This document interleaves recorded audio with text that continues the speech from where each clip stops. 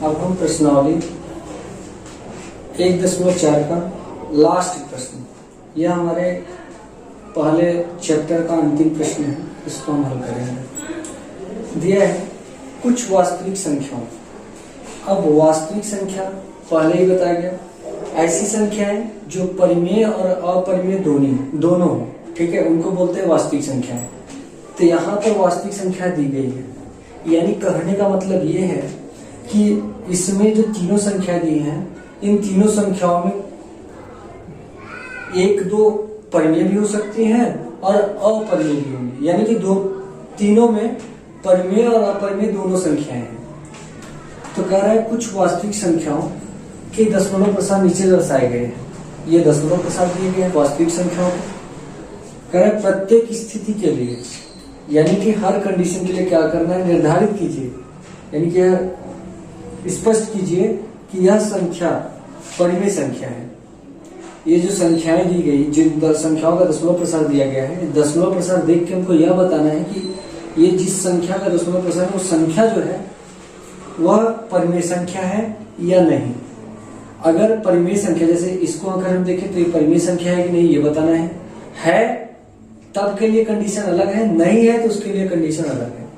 कह रहा यदि यह परिमेय संख्या है, अगर परिमेय संख्या है तभी हमको आगे का ये वाला कंडीशन लागू होगा।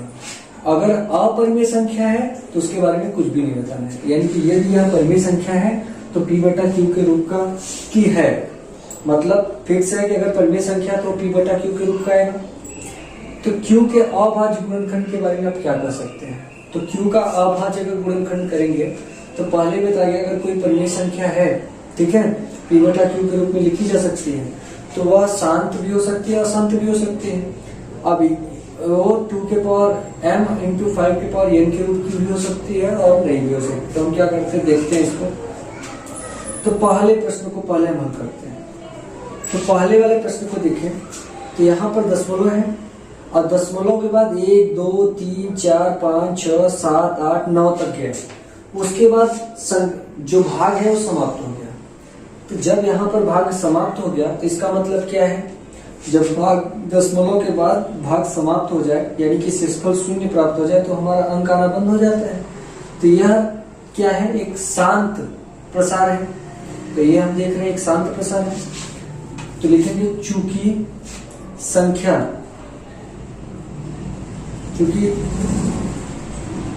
दशमलव प्रसार 43.1 2 3 4 5 6 7 8 9 एक शांत दशमलव प्रसार है,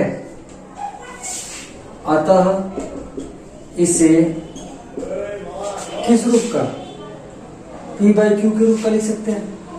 अतः इसे P/Q के रूप में लिखा जा सकता है, अर्थात यह एक परिमेय संख्या होगी, एक परिमेय संख्या होगी। अब ये अगर परिमेय संख्या हो गई तो अब शांत है दशमलव प्रसार, तो इसके अभाज्य गुणनखंड यानी कि जो Q होगा वो 2 के पावर m × 5 के पावर n के रूप का होगा। अतः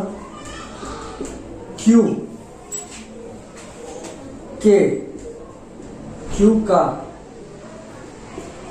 अभाज्य गुणनखंड 2 के पावर m × 5 के पावर n के रूप का होगा।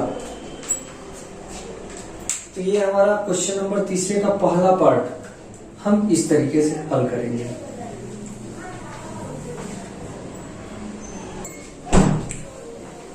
अब हमारा ये पहला प्रश्न हो गया, मतलब क्वेश्चन नंबर 3 का पहला पार्ट हो गया। अब हम दूसरा पार्ट देखते हैं। तो दूसरे पार्ट को अगर हम देखें तो दशमलव के बाद 1 2 0, फिर उसके बाद 1 2 00, फिर 1 2 000, फिर 1 2 4 0, इस तरीके से आ रहा है। यानी कि अगर इसको देखें तो हमारा जो भाग है वो समाप्त ही नहीं हो रहा है, इसके आगे डॉट डॉट रहेगा, तो ये हमारा भाग समाप्त नहीं हो रहा है। तो अगर भाग समाप्त नहीं हो रहा है यानी कि जब हमारा भाग खत्म ही नहीं हो रहा है तो ये शांत तो होगा नहीं, तो ये अशांत है। अब अशांत में दो होते हैं, अशांत आवर्ती, अशांत अनावर्ती। जब हमारा कोई संख्या रिपीट हो लेकिन वो बढ़ता चला जाए तो उसको बोलते हैं अशांत अनावर्ती। जैसे यहाँ पर 1 2 0 आया, फिर डबल 0 आया, फिर 3 बार 0 आया, इस तरीके से आ रहा है। तो अगर इस प्रकार का है तो उसको बोलते हैं अशांत अनावर्ती। तो यहाँ पर हम लिख लेते हैं, चूंकि दी गई संख्या क्या है 0.21 1.120 1 2 डबल 0 1 2 ट्रिपल 0 1 2 4 0 1, उसमें शांत था, ये क्या है अशांत अनावर्ती वर्ती है। सॉरी, इसमें लिखना है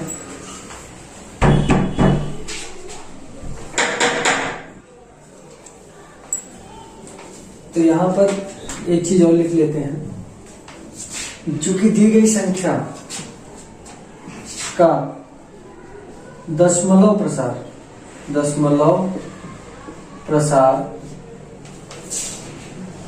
अशांत अनावर्ती है। और यहां पर एक नियम आ गया, उस नियम को पहले हम जान लेते हैं। नियम क्या है हमारा? नियम ये कहता है कि अगर शांत हो या अशांत आवर्ती हो, अगर कोई भी दशमलव प्रसार शांत है या अशांत आवर्ती है तो वह एक परिमेय संख्या होती है। ये दोनों परिमेय संख्या होते हैं। लेकिन अगर किसी भी संख्या का दशमलव प्रसार अशांत अनावर्ती आ जाए तो वो संख्या हमेशा एक अपरिमेय संख्या होती है। यानी कि मतलब क्या है, यह एक अपरिमेय संख्या होगी। चूंकि इसका दशमलव प्रसार अशांत अनावर्ती है इसलिए क्या होगा, एक अपरिमेय संख्या होगा। और अपरिमेय संख्या को बट्टे में लिखा ही नहीं जा सकता, इसलिए हम क्या करेंगे, उसको उसके क्यू के अभाज्य गुणनखंड को हम नहीं बताएंगे। क्योंकि जब ये अशांत अनावर्ती आ गया और इसको हम एक अपरिमेय संख्या मान ले तो अपरिमेय संख्या को तो बट्टे में लिख ही नहीं सकते, तो क्यू आता ही नहीं है, नहीं आएगा, क्योंकि क्यू बट्टे के नीचे आता है और इसमें बटा तो आएगा ही नहीं। तो ये हमारा क्या होगा, एक अपरिमेय संख्या होगा। तो अशांत अनावर्ती है, अतः यह एक परिमेय संख्या होगी या है, दोनों लिख सकते हैं।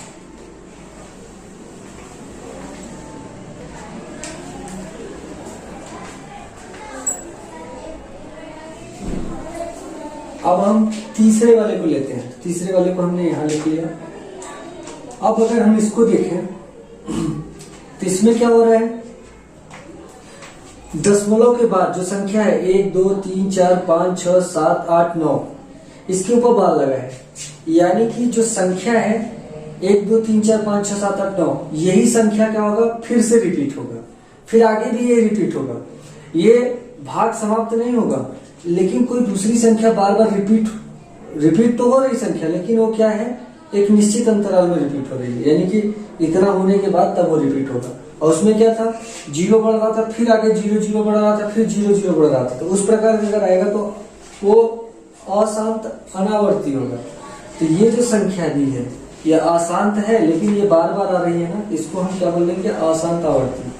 तो हम आप क्या लिखेंगे, चूंकि दी गई संख्या कितना दिया है, 43.1 2 3 4 5 6 7 8 9 के बाद एक अशांत आवर्ती संख्या का दशमलव प्रसार, सॉरी संख्या, दी गई संख्या कितने का दशमलव प्रसार अशांत आवर्ती है, अतः अब हमने बताया शांत और अशांत आवर्ती। अगर कोई संख्या का दशमलव प्रसार शांत है या अशांत आवर्ती है तो क्या होगा, एक परिमेय संख्या होगा, तो ये भी एक परिमेय संख्या होगा, तो इसको भी हम P बटा Q के रूप में लिख सकते हैं। अशांत आवर्ती है,